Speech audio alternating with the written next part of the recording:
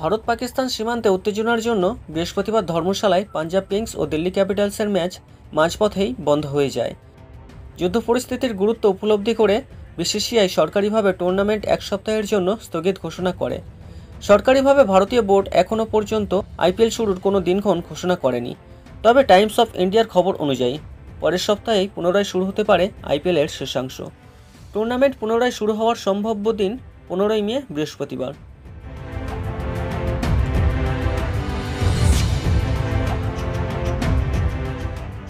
শনিবার ভারত পাকিস্তানের মধ্যে যুদ্ধবিরতি ঘোষণা হওয়ার পরেই তড়িঘড়ি টুর্নামেন্ট শুরু করতে চাইছে ভারতীয় ক্রিকেট বোর্ড।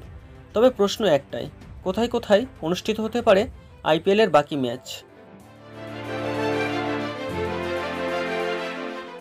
উল্লেখযোগ্য বিষয় হলো, যুদ্ধ পরিস্থিতির মাঝে পাকিস্তান বর্ডার থেকে দূরের 3টি শহরে আইপিএলের বাকি ম্যাচগুলি আয়োজনের চেষ্টা চলছে বিসিসিআইয়ের তরফ থেকে। বেঙ্গালুরু, চেন্নাই, হায়দ্রাবাদকে প্রাথমিকভাবে চিহ্নিত করা হয়েছিল সম্ভাব্য ম্যাচ কেন্দ্র হিসাবে।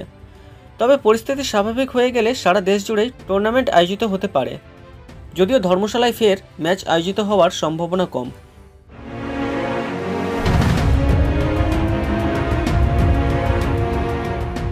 যেহেতু এক সপ্তাহের মধ্যে আইপিএল 2025-এর বাকি ম্যাচগুলি শুরু করার চেষ্টা চলছে বিসিসিআইয়ের, তবে প্রধান চ্যালেঞ্জ হতে পারে বিদেশি ক্রিকেটারদের ফিরিয়ে আনা।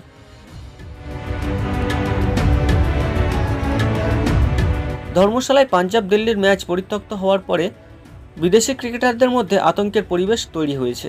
বিদেশি ক্রিকেটাররা আইপিএল ছেড়ে ইতিমধ্যে দেশে ফিরতে শুরু করেছেন।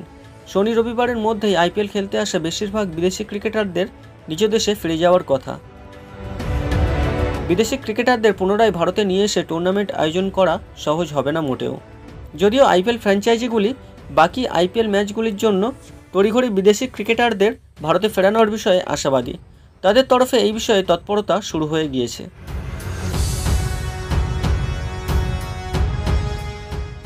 উল্লেখ্য, 2025-এ মোট 16টি ম্যাচ বাকি রয়েছে। তবে দেখার যে সকল বিদেশিদের ফেরাতে পারে কিনা আইপিএল ফ্র্যাঞ্চাইজিগুলি।